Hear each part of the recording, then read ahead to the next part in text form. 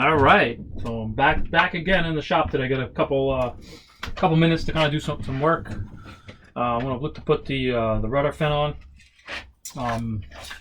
If you notice, the rudder fin is actually donated off a crash plane, so it's already got the pre-finish on it. Already got the shape I wanted, so it had no marks on it, so might as well put it on.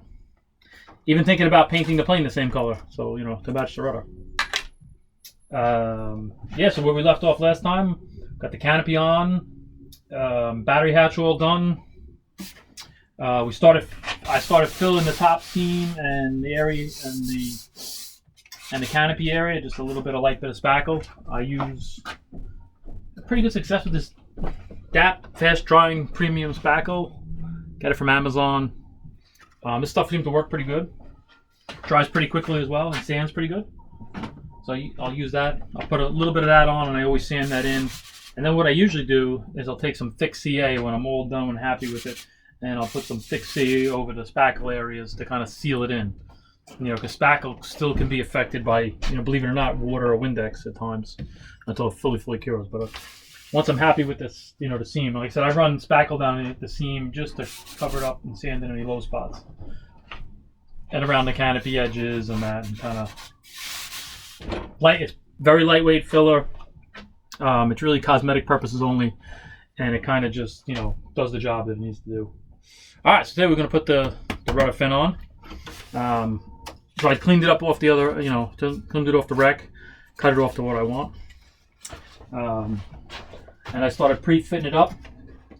And obviously this plane is a copy of number 7, so this is pretty close to it already. So I marked the fuse and kind of got the position and look I wanted where I wanted it. But I'm going to show you a couple of tricks I use to get the rudder perfectly perpendicular to the stab. All right. So on my workbench, I actually have PVC tubes with some thing on it, and I drilled some holes that fit it. So if you look, I'm able to put it in there, and I got a side holder for the plane. And as always, I work in a tight spot, and I have to carefully maneuver. All right, well, let's see. We'll adjust the camera a little bit. See if we can get the area. All right, I always find it's pretty much easier to work on the fuse, especially on the side. Again, 3/4 inch PVC pipe with some foam blocking iron. I drilled some holes in it just slightly over that, and then I'm able to put them in, and I got a couple different ones so I can spread it wider, shorter. This is really good, really helpful for working on the side of the fuse. Really helpful when you're finishing the plane as well, when you want to, especially when you want to sand the clear out on the sides and stuff, and you just can't reach certain areas, get a certain angle. This little trick helps a lot. All right, so I marked off where the rudder is going to go, so I can cut the end of the fuse off. Just double checking it, making sure I make that cut. It looks like it'll work good. All right. And then once I get the fuse cut, I'll shape the back of the fuse so it comes flush to the rudder. I'm using 3/16 bolts in this case for the rudder. And some of the things that I used in order to hold the rudder, I have two 90-degree pieces made out with a cutout for around the bottom of the fuse to kind of be able to put it up in place and hold it in place. But I'll show you how to do that. All right, let's get to cutting.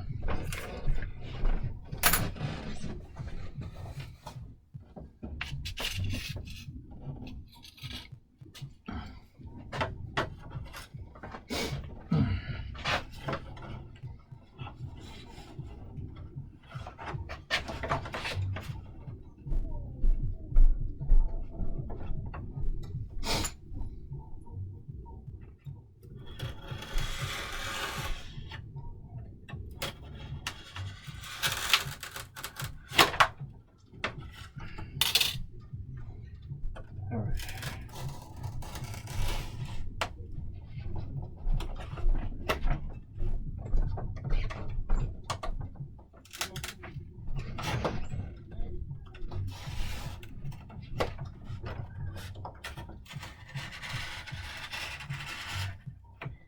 I'm cutting through both sides of the fuse now. Just watch you don't cut your finger sticking on the bottom. That would really hurt. All right, let me just adjust this a little bit. Hopefully you guys can see that. All right. I did have a special guest today. I did have a visitor come by today. My buddy Jose Modesto was here today, picking up some stuff and dropping some stuff off here that needs me to make him some landing gear, which I'll get to. I have a pretty good bender that I use. So yeah, so that's. And again, I said before, that's what makes this hobby great is the people you get to meet and hang out with, and get to share part of your life with. It's pretty cool. All right, so I'm almost through. Just trying to make this as straight as possible.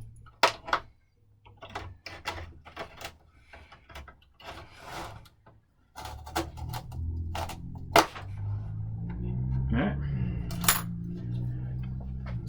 Cut right through it. All right, so we're just going to clean up the edge with my sanding block.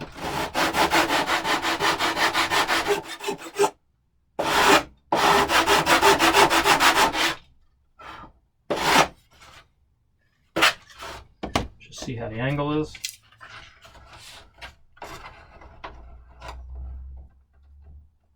All right.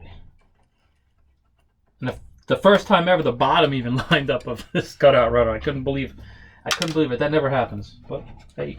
All right. What we're gonna do is we're gonna trim the back a little bit. Be able to close the rudder in.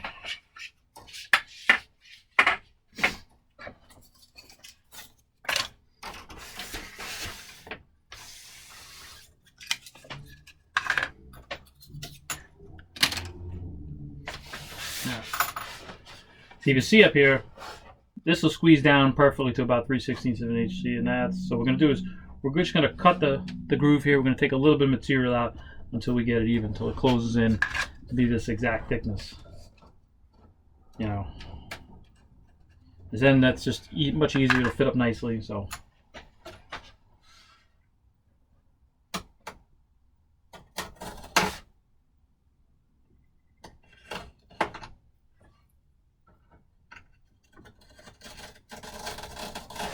You just cut a triangle piece out, squeeze it down until you get it. If you can get it to overlap, like so, you can kind of figure. I take out a bunch more.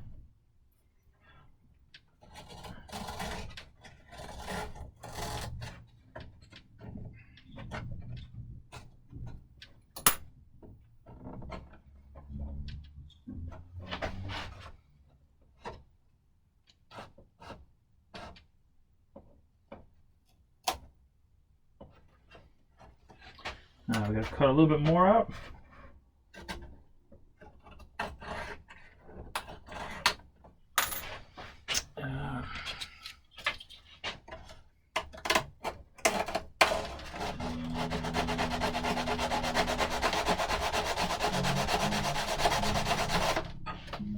Just take my sanding block and I just want to clean the edge up.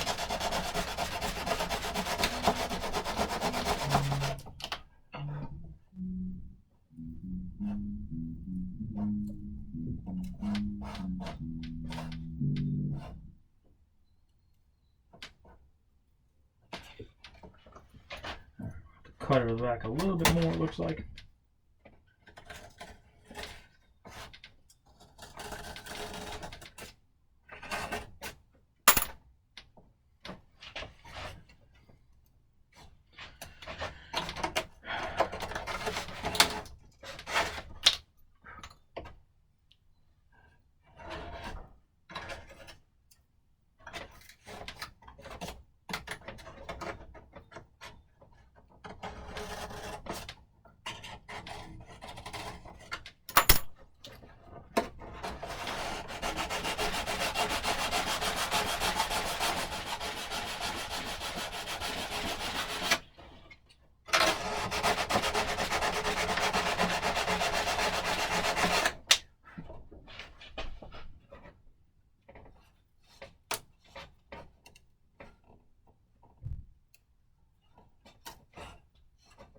Oh, we're getting there.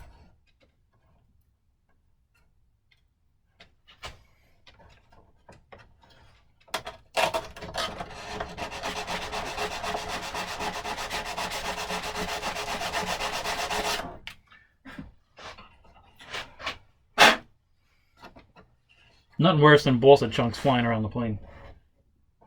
All right, so we're pretty close there.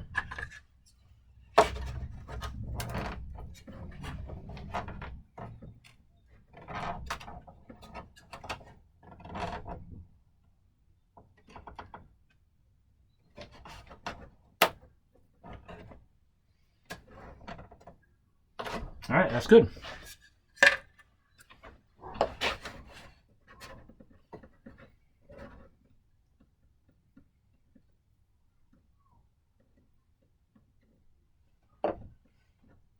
We'll just tack glue this together. I won't tap back yet.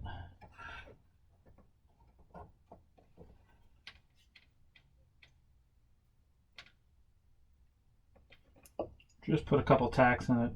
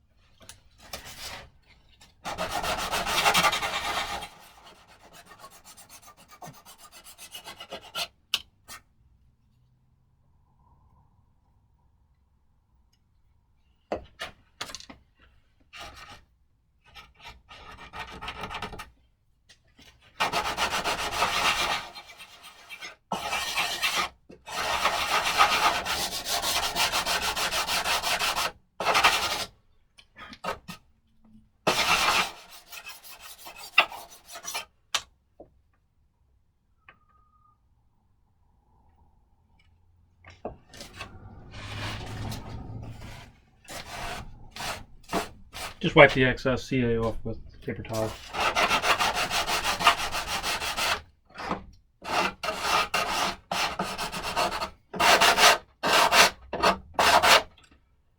Alright, so that's pretty close. Alright, so now we got to fit up the rudder fin, and we want to get it just about right.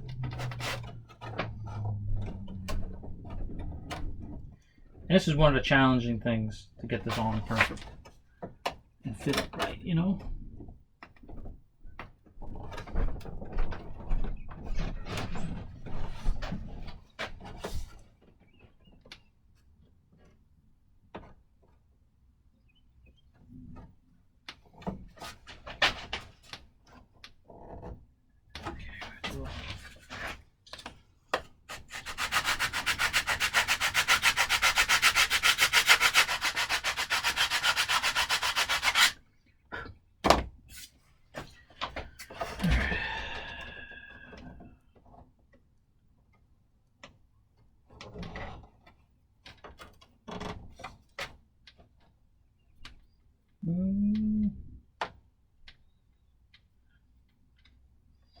All right, I'm gonna take a little bit off the front just to get it to be right.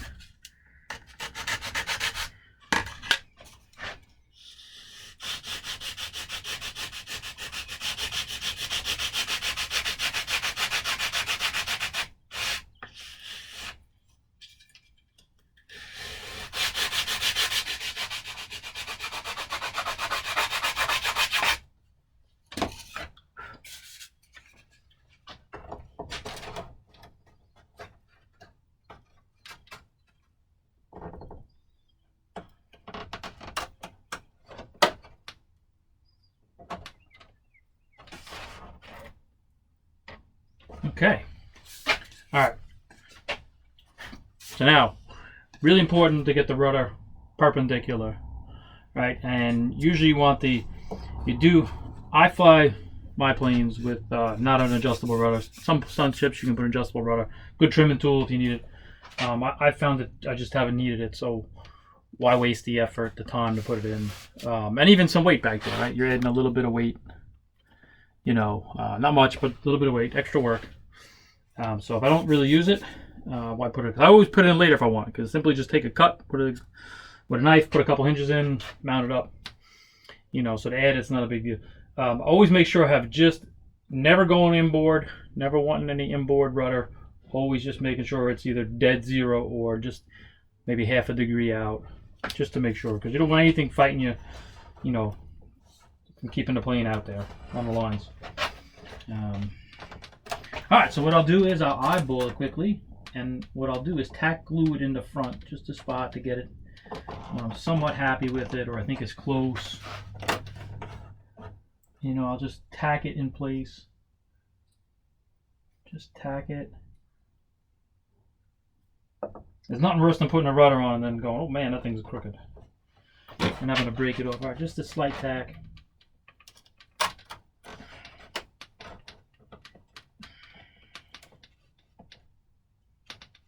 So it's still movable on here, still can be adjusted around. I do want to tack it at the back to make sure that we don't lose the back. Got a really good fit up back here.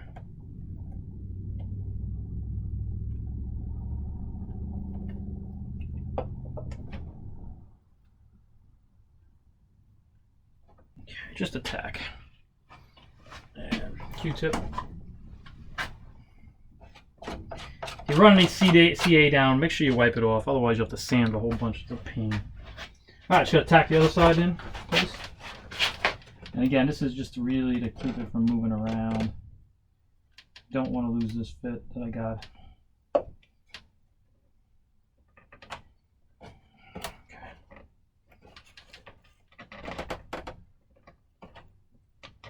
Alright. So now I got it tacked in place. Just want to look at it, make sure it's right down the center of the plane like I want it.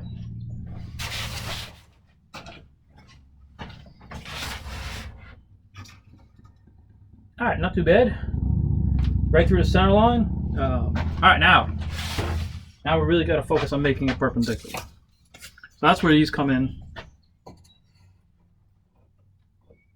If you see, now see, it's not perfectly perpendicular, but if I work on it here, I can get it there like that.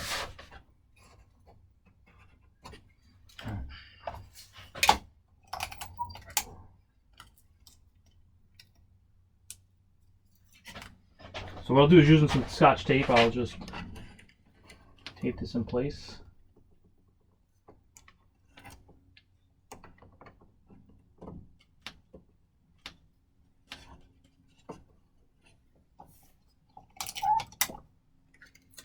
Sometimes I've actually glued it to the stab,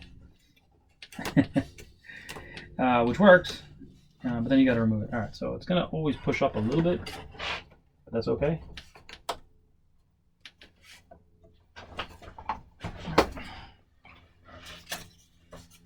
And if you have a helper, it's even better.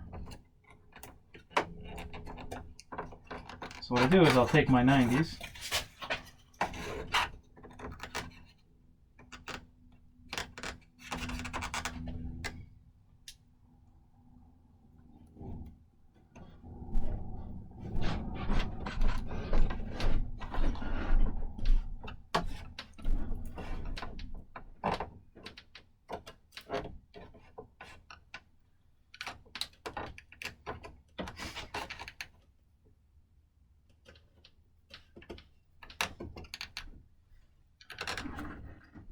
And what I'll do is I'll tack it in another spot now.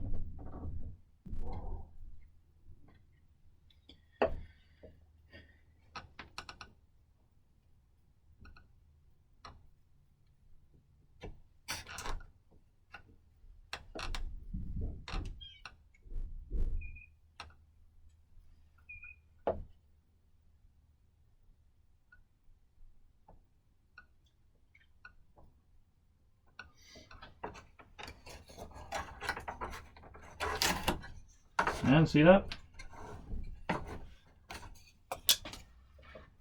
Alright, so it's really close. Just gotta keep working it. So what I'll do is I'll constantly check and make sure it looks right. Like, it looks like I gotta tweak it a little bit more as I tack it up. As I keep tacking it, I'll just keep holding it. That's pretty close. Not bad. Just lean a little bit.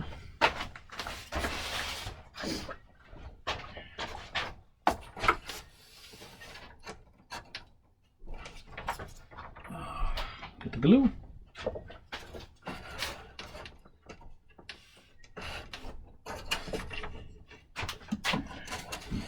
If you have a helper, it's better when you have a helper. I should have done this before when Jose was here.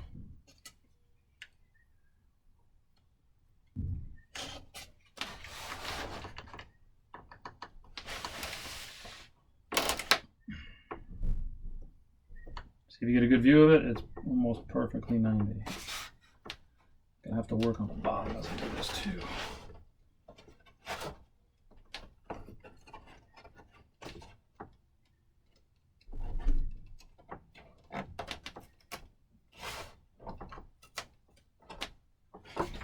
Just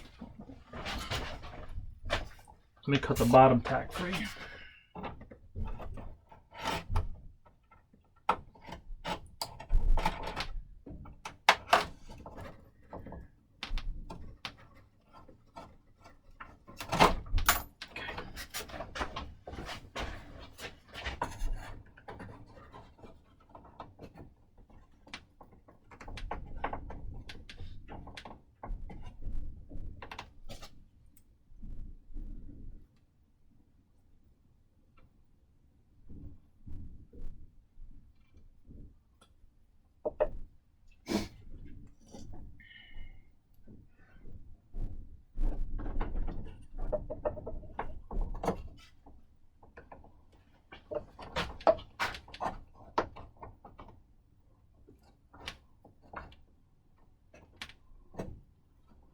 Alright, so it's getting there.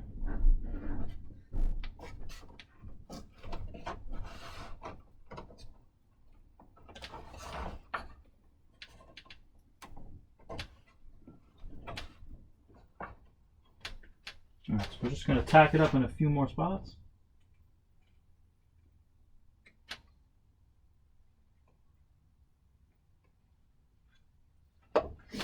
All I need to do is just hold it. Like I said, I happen to use a flat stab, so this works real good. I mean, most stabs have a flat trailing edge to begin with. Most, not all. But if you did have one that was angled, you'd have to then cut it. So these are cut it directly at 90 degrees. You know, I use a machinist square to do that to make sure I get it as accurate as possible.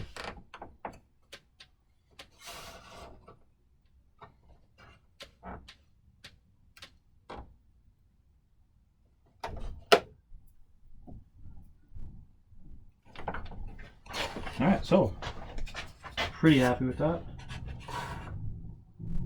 90 degrees. Okay.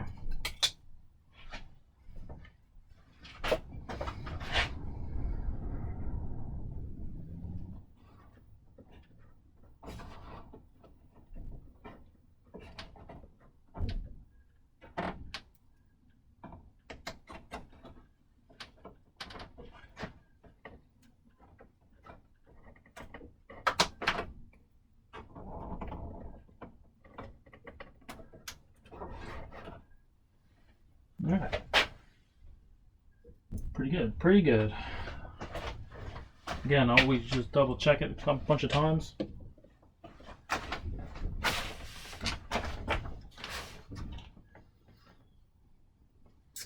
And that looks about right. T-Lar, that looks about right.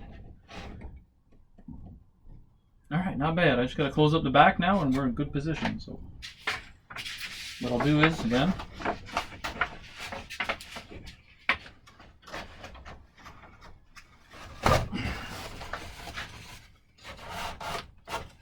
add some CA run through. All right.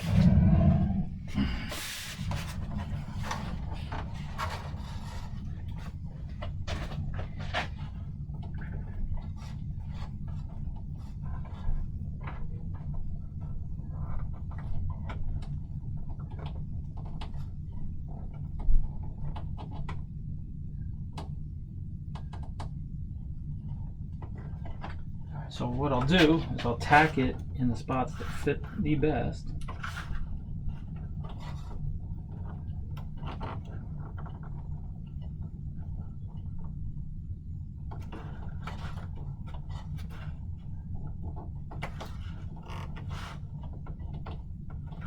All right, pretty close.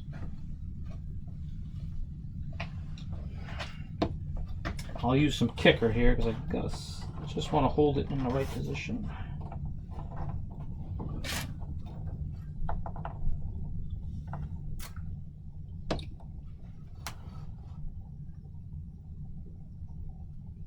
Okay. Perfect.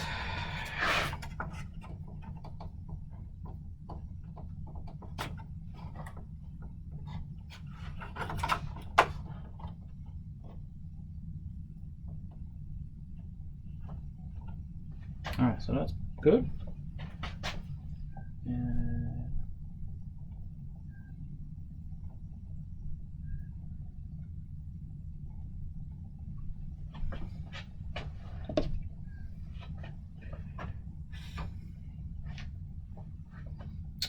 all right, that's looking good.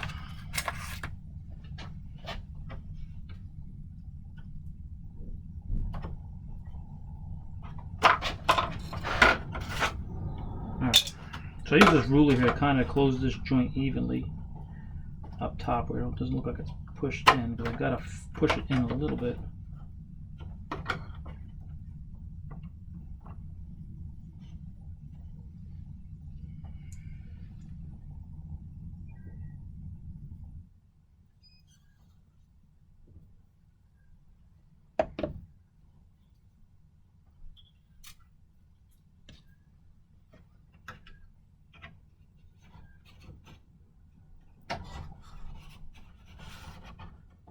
All right.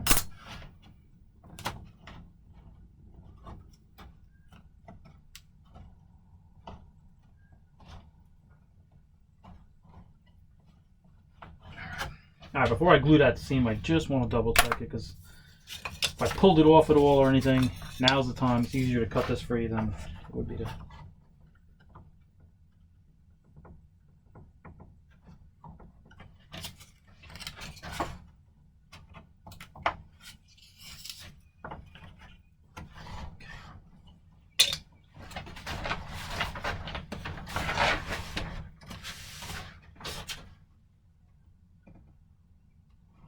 Yeah, looks pretty good.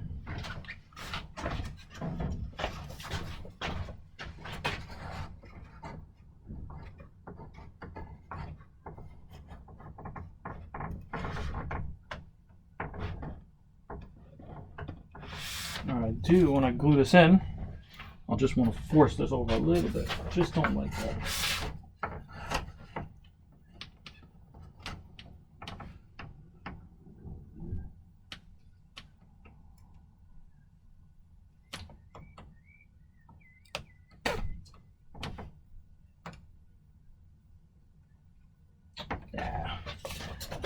I hate when the end of the clog is when the CA tip gets clogged up. Good trick, pair of scissors, just slight cut.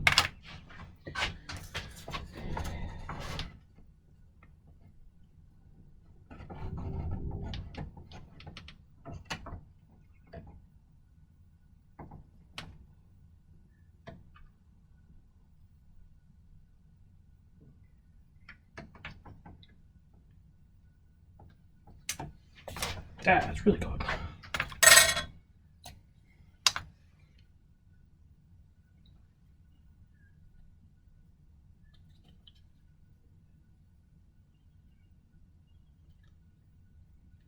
All right.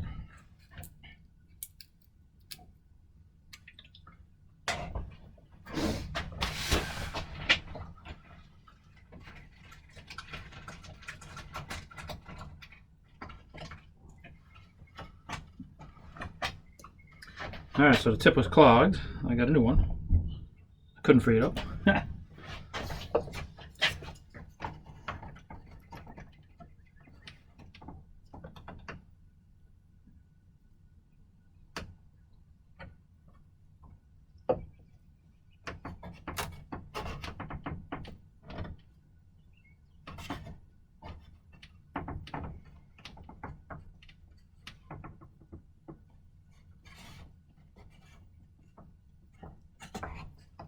All right, so that's pretty good. I just want to run the glue seam.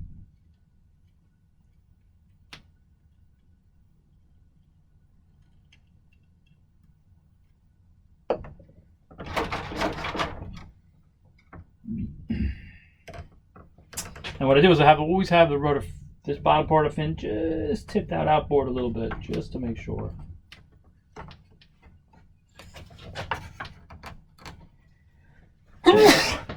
Oh, excuse me. All right.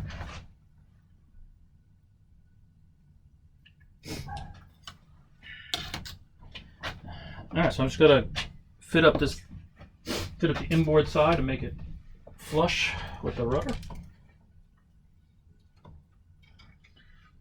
Fortunately, my shop is small and I gotta be careful and bang things around.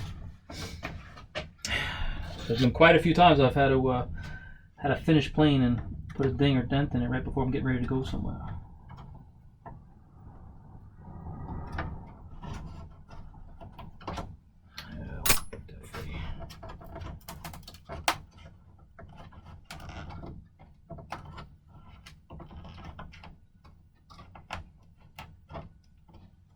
Alright.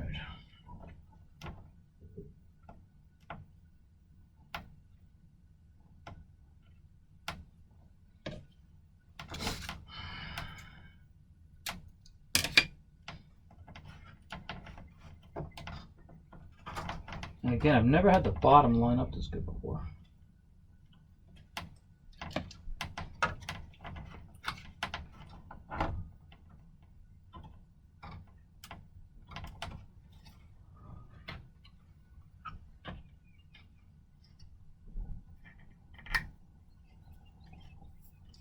I just want to use some thick CA here.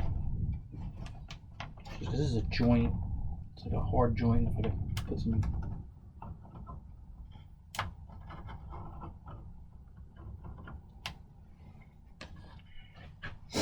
Alright, again.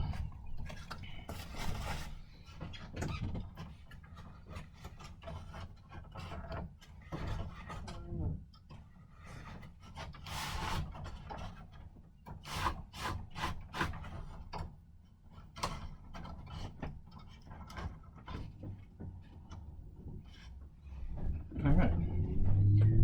And just a slight little gap in here, so I'll run some thick CA. And we'll sand all this in here.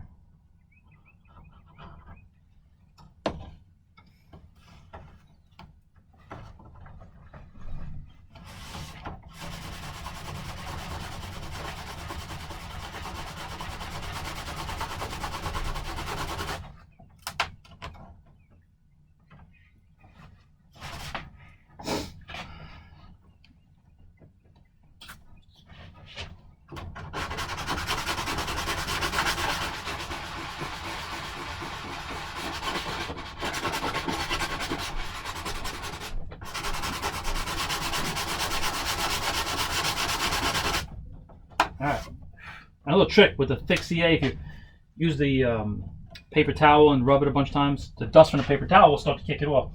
And then what I'll do is, especially if you have a small little gap, I'll take some 320 sandpaper on a block and I'll just sand it, and the dust will go in there and it'll even fill that gap. Alright, so that looks pretty good. Got a little bit of blending to do here. That's very close.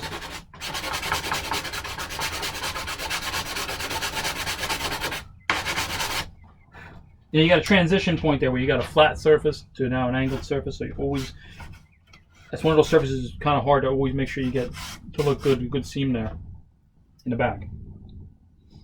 So that looks good. I'll just have to check the other side. And the bottom.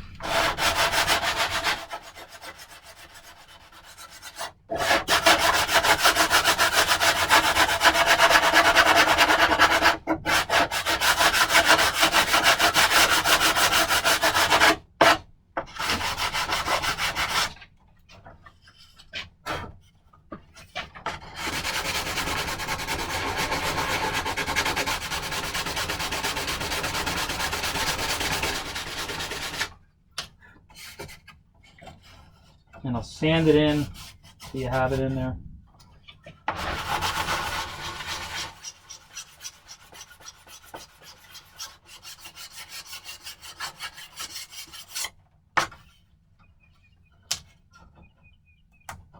Alright, it's pretty close.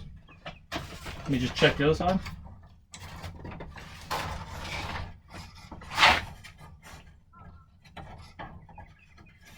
Alright, yes, that looks pretty good too. I just got to blend it in a little bit.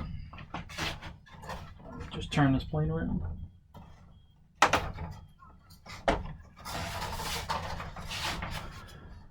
Alright.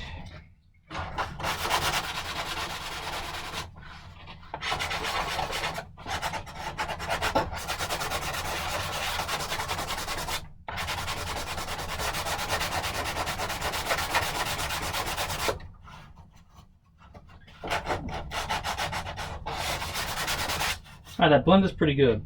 It's gonna need just a touch of, probably just a touch of spackle compound just to clean up the groove a little bit. But it's pretty close. I'm actually pretty happy with it. Hey, and I didn't have to make a rudder.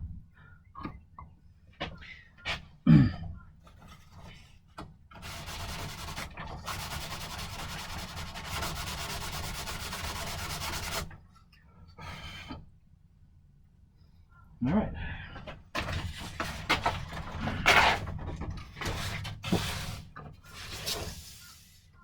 And if you get a look, we got a rudder on it now. All right. So just a neat little trick.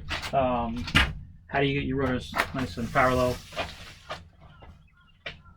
Well, you can see it. We'll line it up. So if you look at it, it's lined right up with the nose, and it's perpendicular to the staff. Again, it's just a couple pieces of one. This happens to be 1/8 really hard ball. So if you have that 12, 15 pound ball, so you don't know what to do with, it's always good to make little triangles with. You know, anytime you're doing stuff, making little parts like this really helpful. Right? If you ever put them together, or you ever want to use it to hold something up, just cut them as accurate as possible. They work good like that. All right. So the next thing I'm going to go to is putting the tail wheel assembly in. So let me get it.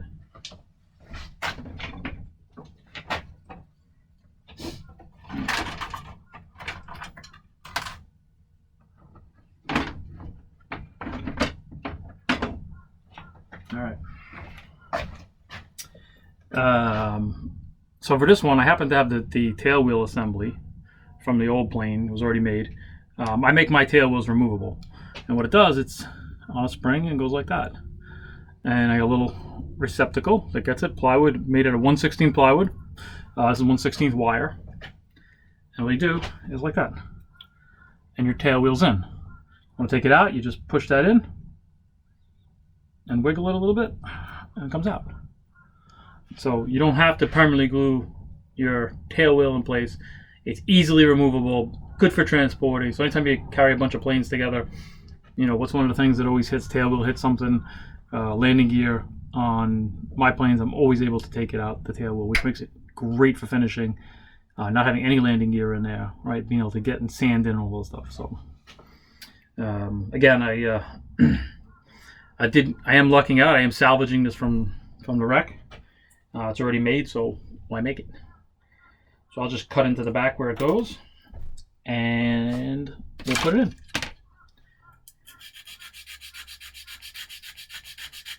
Just going to clean up the edges a little bit.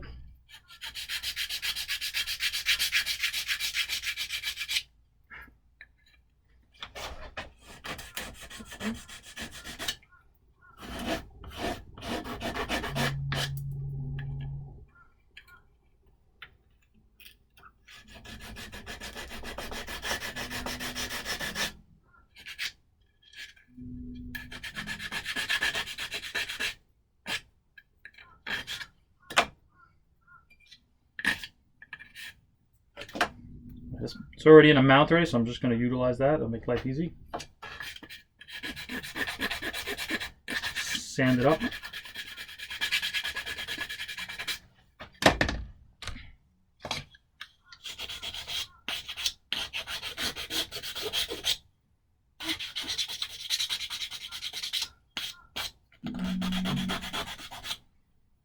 So while I'm preparing this, just share a little bit about my first Nats experience.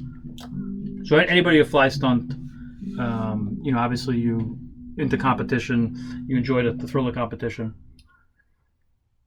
and there's nothing better than going to the U.S. Nationals. You want to talk about competition, and if you haven't gone to a Nationals, I highly recommend going to a Nationals.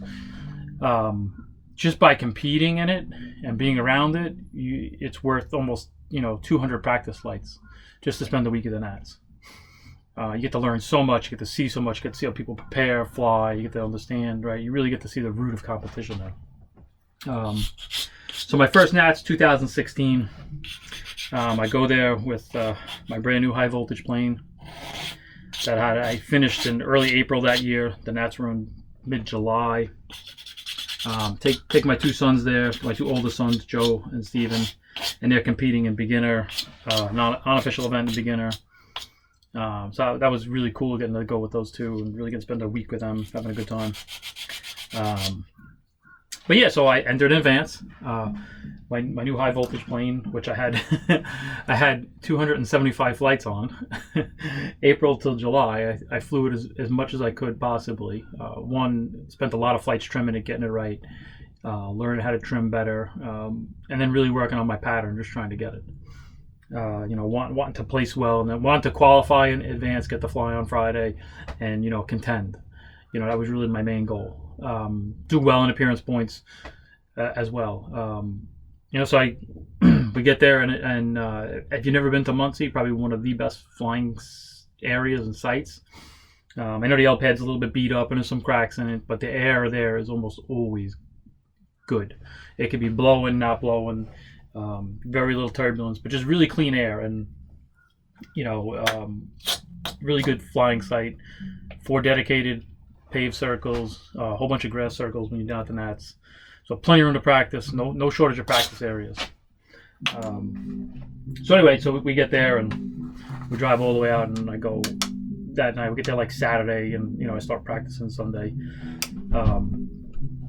And just getting out there was cool. And Joe and Steven both competed against each other in beginner and junior beginner unofficial. Joe actually won. He beat Steven by I think 15 points or 10 points or something. So that was cool. The Daly boys finished in 1-2. They were both flying electric Nobler, RARF Nobler, so they couldn't enter in junior or senior, and they weren't flying the full pattern yet anyway. They were still learning. They could do most of the maneuvers.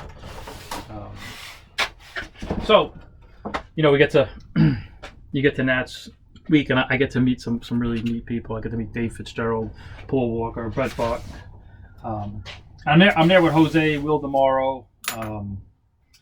Bob Hunt actually was there. He wasn't flying. He was doing articles for AMA that day or that week. So I got some coaching from him as well. And I get to meet this guy, Orestes Hernandez. I'm sure you guys have all heard of him. Orestes, multiple national champion, world champion. And he's good friends with Jose Modesto. So I get to practice all week long with Orestes Hernandez and so how about that? Talk about learning stuff and get an opportunity to talk with him and understand him. And Orestes is just really a unique individual. I would say tremendous person, really good person. One of my close friends. I can't say enough about him. Just a true gentleman.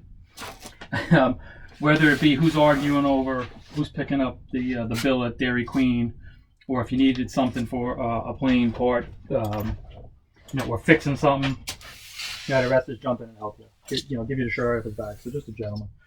But I got to spend an entire week working with Orestes, so that was really cool. And so I'm flying. I get to fly in advance.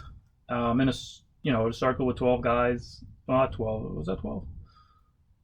I think 7 in each advanced circle. So you had to be in the top. I want to say top 4 in each circle, or top 3 in each circle. So I ended up winning my circle. After my first flight, with being all nervous and stuff, I did okay, not bad. My next flight was much better, and then the second day of qualifying, I put up a really good flight, and I actually won my circle, which was pretty cool. And then we get to the finals day. I want to say there was 12 of us in finals in advance. And you get to 2 flights, no throwaways, add them together. Talk about pressure, talk about, not wanting to make a mistake in any flight. And, so I'm like, all right, I gotta, I think I can finish in the top 3 here. I got a good shot. There's some good flyers there. You have people like Mike Walden, Rick Hoff. There was a couple of good people there with good flyers at the time. So James Mills, I get to meet James Mills as well, and Ben Mills, and just another great family. So anyway. So yeah, so first flight out of the box on finals day. Bob Hunt tells me to let the air out, relax, don't be too aggressive, don't fly too hard. So what do? I go right on the wing over, and I'm going for it. So 4 feet, locked out, very good inverted pull out. about 5 feet, 5.5 feet. Good, good. Locked in all the way. Come back around for the upright pullout. And I wait and I wait, and I'm driving it down, and I get down to about 5 feet, and I turn the corner as hard as I can, and it looks great, and then I don't lock it, and I run uphill like this. So, needless to say, I gave away that first all-important maneuver, and would have likely probably boosted my score some more. But so, learning how to be able to then say, okay, I got to get to the next maneuver. So I get through that flight, I get a decent score. I don't realize that I'm in the hunt. I'm not really looking at the scoreboard. I think, I blew it on that, one maneuver. And then I go back on my second flight and put up a really good flight. Do a lot of maneuvers well. Some maneuvers really well. I do a really great set of triangles. The judges even thought so. It's pretty neat when they put a 38 on your score sheet for that. So I do a really good set of triangles. Anyway. And at the end of it, all the scores come in, and I lose to Mike Worland by 1/3 of a point. So Mike was an excellent flyer as well. He flew really well that whole week long. Good flyer. There's nothing worse than losing by 1/3 of a point. You sit there and look at it and go, oh, if I would have just did this, or if I would have just... And I always go back to my hourglass bottom of my second flight. I pulled out at 7 feet. If I would have pulled out at 5 feet, I would have had it. What are you going to do? Anyway, I just tell that story because, really just talk about why I love to fly stunt and, what it's about for me. All right, so I'll use what I call T-Lar here. That looks about right. Get it, T-Lar? Anyway. All right, so I just want to get this in a decent position. I know about where it goes from the other ones. Just put a mark in the fuse. Really just looking at where it's going to sit and the height. So that looks pretty good. Looks close enough. Close enough. And they won't see it in Brooklyn, as they say. So I'm from New York, so if you couldn't tell by the accent. All right. So I'll make a little cutout here. Put a new blade in. And actually, oops, a doink. Get a cup of coffee.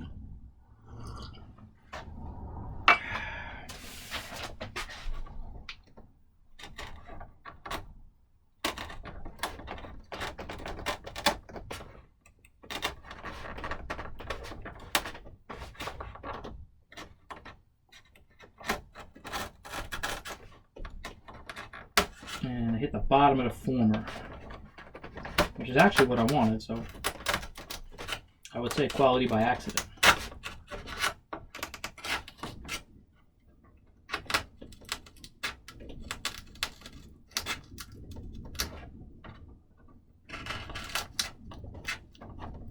Just take your time and make the cutout. You want to try and minimize the size of this cutout. Again, you just want to get it right.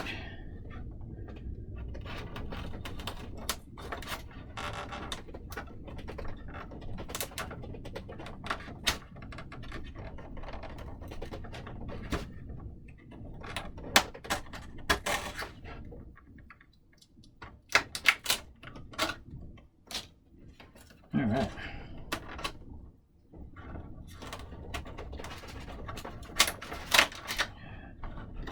All right, so I did get the former, just what I wanted to do. I knew I was going to be close to it, but I'm cutting right through the middle of this last former, which is actually good. Oops.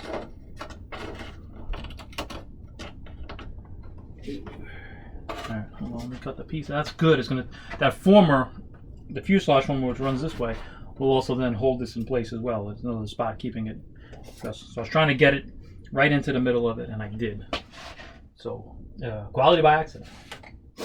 All right, if you don't have hemostats, these are great. As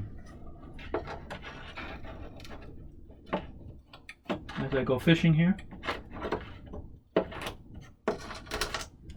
just want to leave the. Otherwise, I would rather on the plane, and my luck, it would end up in the controls. All right. So I highly recommend putting the landing gear plate back in. All right, so it's tight is what I wanted, and I can work through Mounting it. We're good there. Okay.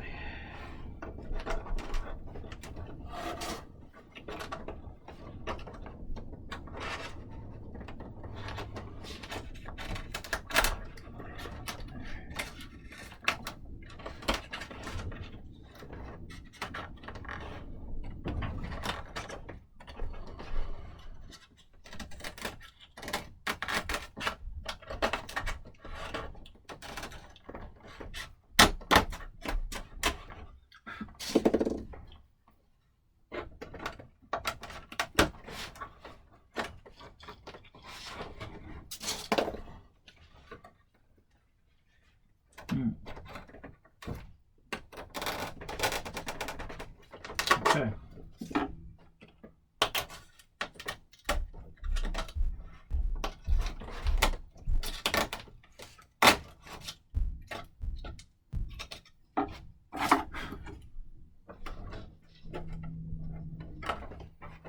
We're almost there.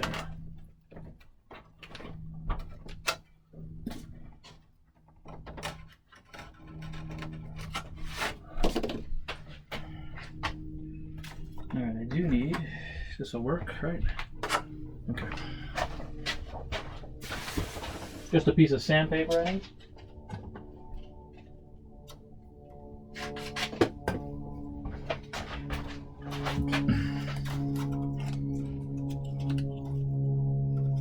Alright, so what's nice about sticky back paper, stick it to this scrap piece of plywood I have, and I make myself a small little sanding stick.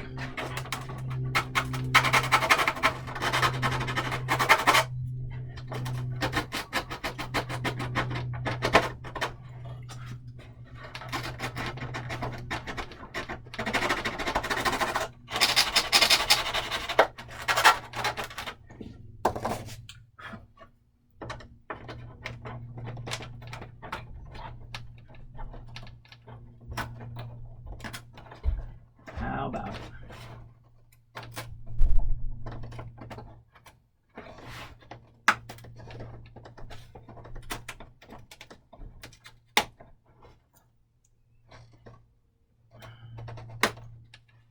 Okay. Pretty good, pretty close. Let me just sand this former a little bit.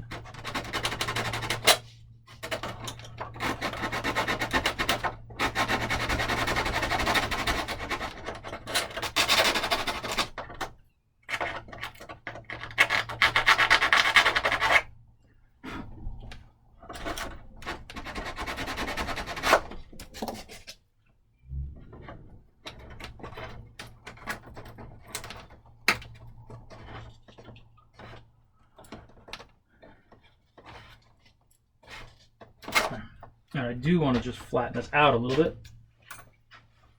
That other fuse was a little bit rounder.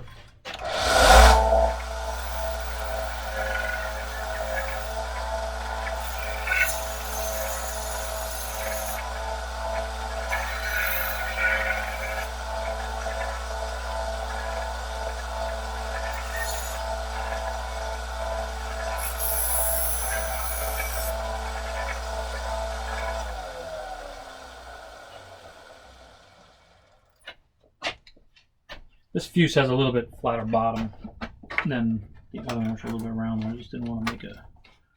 Okay. Pretty good, pretty good.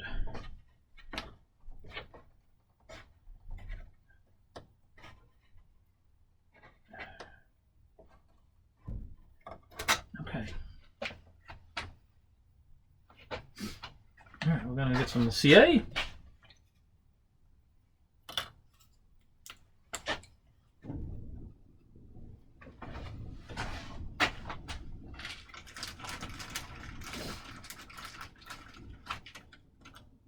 Just get a new tip.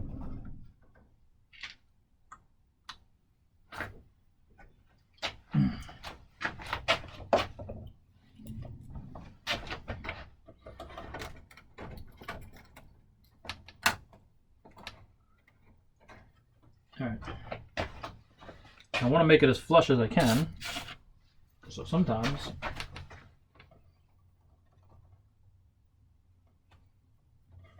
and what I'll do is just tack it.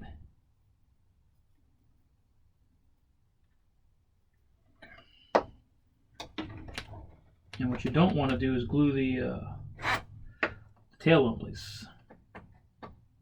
I've done that before.